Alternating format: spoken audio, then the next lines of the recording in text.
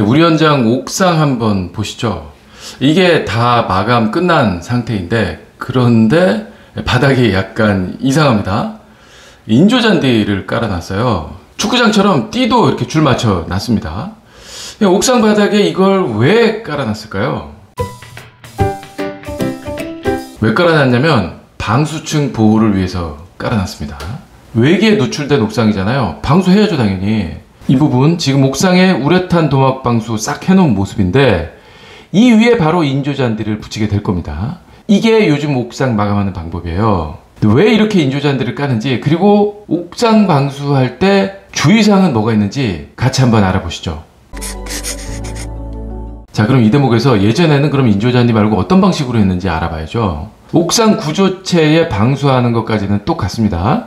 바닥에 나오면 이렇게 깨끗하게 바탕 정리한 다음에 방수 도막 칠할 준비해 놓는 거고요. 그리고 나서 우레탄 바르는 거죠. 지금 이 상태에 이제 칠해 놓은 건데, 색깔이 검정색이에요. 이렇게 검정색은 비노출 우레탄이고, 오른쪽에 이 회색, 얘는 노출 우레탄이라고 하는데, 노출, 비노출, 이게 무슨 말이냐면 햇볕에 노출돼도 되는 자재냐, 노출되면 안 되는 자재냐, 이 말이거든요. 그러니까 자외선에 노출되면 방수 성능 자체를 보장할 수 없게 된다 하면 비노출 우레탄, 이거인 거고, 그래서 비노출 우레탄은 그 위에 뭔가 이렇게 추가로 시공이 더 들어가는 장소에, 뭐 욕실이라든지, 여기 이제 바닥에 타일 깔릴 거잖아요. 그러니까 노출이 안 되는 거죠, 방수층 자체는. 또는 지하 주차장 지붕이나 이런데 그 위에는 방수층 위에 보호용 콘크리트 지금 깔고 있는 거예요. 그러니까 이런 식으로 우레탄 방수층이 드러나지 않는 곳에 비노출 우레탄을 시공하게 되는 거고, 반대로 노출되는 부분은 그렇게 노출이 돼도 성능 면에서 크게 떨어지지 않는다 하면 노출 우레탄이라고 하는 건데, 노출 우레탄은 많이 보셨을 거예요. 지금 얘도 마찬가지지만 단독주택 옥상에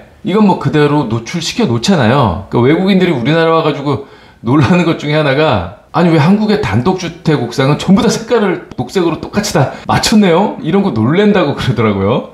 아무튼 이런 게 다 노출돼도 방수 성능이 크게 떨어지지 않는다라고 제조회사에서 말하고 있는 노출 우레탄 방식인 겁니다. 아무튼 예전 방식은 비노출을 사용했고, 그래서 저 위에 두꺼운 콘크리트를 덮어주게 될 거고, 이런 건데, 그러니까 우선 방수 끝나고 나면 방수 잘 됐는지 물 지금 이렇게 수영장처럼 가둬놨어요. 이렇게 담수 테스트 지금 하고 있는 거고, 그리고 나서 콘크리트를 타설하는 거죠. 지금 여기처럼 방수층의 손상 방지, 그리고 자외선을 차단해주는 목적으로 이렇게 콘크리트를 타설하게 되는 건데, 콘크리트 타설하고 나면 일정 간격으로 이렇게 이제 다 바둑판 모양으로 이렇게 썰어놨어요. 두께는 6mm, 이 쏘커팅 두께는 전체 두께의 4분의 1로.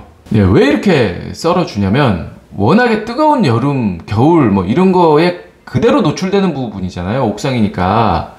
이게 늘어나고 줄어드는 환경이기 때문에 콘크리트에 균열이 갈 수밖에 없거든요. 그래서 미리 이렇게 썰어놔서 그쪽으로 크랙을 다 유도할 수 있게끔 이렇게 이제 만들어 놓는 목적으로 크랙 유도 줄눈을 썰어 놓는 건데, 그런데 바로 이게 문제였어요. 아무리 균열을 유도해주는 줄눈을 넣어준다고 해도 너무 많이 발생하는 거예요. 이렇게 균열이 눈으로 막 그냥 보이니까, 옥상에서부터 막 그냥 논바닥 갈라지듯이 막 쩍쩍 갈라져 있으면 무너질 것 같은 불안한 느낌이 들거든요. 특히 그 바로 밑에 있는 층에서는 저거 구조차 아니라서 뭐 구조적으로는 문제 없습니다, 아무리 이제 설명을 해도 막 지붕이 무너질 것 같은, 올라가서 가끔 보면 막 그냥 쩍쩍 갈라져 있으니까 이 불안한 느낌이 드는 게 사실인데, 그리고 시공사 입장에서도 물론 마찬가지예요. 시공관리 측면에서도 콘크리트 타설 같은 이 물공사가 날씨에 영향을 받는 공정이잖아요. 한겨울에 저기 막 뒤집어 씌워놓고 타설한다는 것 자체가 좀 어려움이 많거든요. 그래서 습식공사 자체를 줄이는 공법으로 바뀌고 있는 추세이고, 그래서 크랙만 가는 콘크리트 이거 빼버리고 건식으로 하는 방법을 찾은 거죠. 노출 우레탄이 40% 정도 더 비싸지만 인조잔디가 훼손될 경우도 대비해서 노출 우레탄으로 시공해 놓는 거죠. 자외선도 추가로 막을 수가 있어서, 그러니까 아무래도 그 방수층 내구성 향상에 도움이 될 수 있으니까 인조잔디를 깔아 놓음으로써 이쁘게 마무리를 해주는 거죠. 옥상 방수할 때 결정적인 주의사항이 있습니다. 자, 여기가 지금 외부에 노출된 곳이잖아요. 그러니까 그냥 콘크리트 바닥도 막 눈바닥 갈라지듯이 이렇게 쩍쩍 갈라지는 상황인데, 구조체에 구멍이 뚫려 있는 드레인 이 부분, 여기는 그냥 콘크리트 자체가 이렇게 구멍이 나 있는 거잖아요. 아무래도 더 취약할 수밖에 없는 거죠, 균열에. 콘크리트가 늘고 줄고 하면서 뭔가 이 거동이 되는 건데, 구멍이 뚫려져 있으면 여기 이 부분에 더 많이 크랙이 발생할 가능성이 있으니까. 그래서 구멍 주변으로 이렇게 더 깊이 파줘요. 20mm 정도 깊이로 파내고 탄성이 있는 우레탄으로 가득 채워주게 되는 거죠. 지금 이 부분을 이렇게 다 지금 채워놓은 거예요. 이렇게 되면 드레인 주변이 우선 낮아졌기 때문에 물도 더 원활히 사방에서 더 잘 빠질 수 있게 되는 거고, 그리고 여기가 지금 이렇게 구조체가 뚫려 있다 그랬잖아요. 슬라브 자체가 이렇게 뚫려 있어. 그럼 이게 철판으로 이제 드레인을 이렇게 넣어 놓은 건데, 이 부분 이렇게 드레인 넣어 놓은 거잖아요. 콘크리트 구조체와 드레인 구멍 사이에 이 부분이 늘고 줄고 하면서 구조체의 움직임을 커버해 줄 수도 있는 거고요.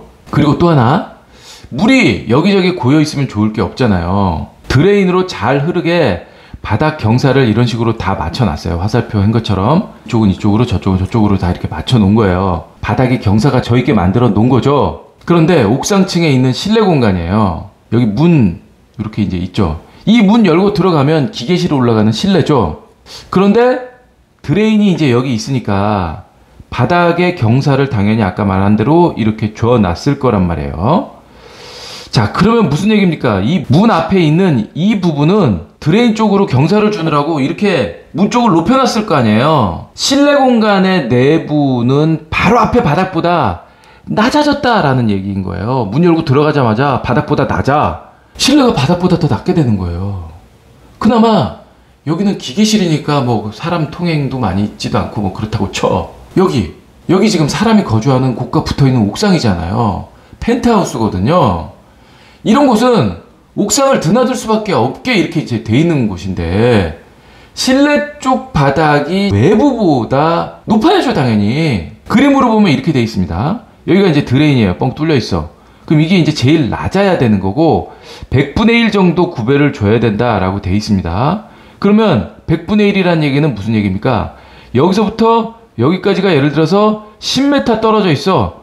그러면 이 높이는 10cm가 낮게 되는 거예요. 바닥을 드러놨을 거니까 여길 드러놨겠죠. 그러니까 펜트하우스 실내 쪽은 10cm가 낮아질 수밖에 없는 거잖아요, 계산상으로. 그래서 이런 경우엔 실내 쪽 바닥도 추가로 높여야 되는 거예요. 그런데 반지하 안 되겠다고 이 바닥도 10cm 막 그냥 무조건 높이면 안 될 거 아니에요. 이 천정고가 낮아질 거니까 여기서부터 여기까지가 또 높여놓으면 낮아지잖아요. 그래서 골조할 때부터 이런 걸 다 생각을 해놔야 되는 거예요. 이 층고 있죠? 여기서부터 여기까지의 이 층고. 이 층고를 10cm 정도 올려놓고 나서 100대 1 구배 주고 펜트하우스 실내는 높여주는 거죠. 이렇게 되면 최소한 바닥 마감하고 나서도 외부보다 낮아질 수는 없도록 골조 자체가 이렇게 만들어지는 거예요. 그러니까 시각적으로 충분히 뭐 높다 뭐 이렇게 느껴지도록 해놔야 반지하 같은 느낌이 안 드는 거라서, 그리고 결정적으로 이렇게 높여놔야 실내 쪽으로 누수 위험도 없어지는 거고요. 그래서 오늘의 결론, 물은 고이지 않게 해야 된다. 끝.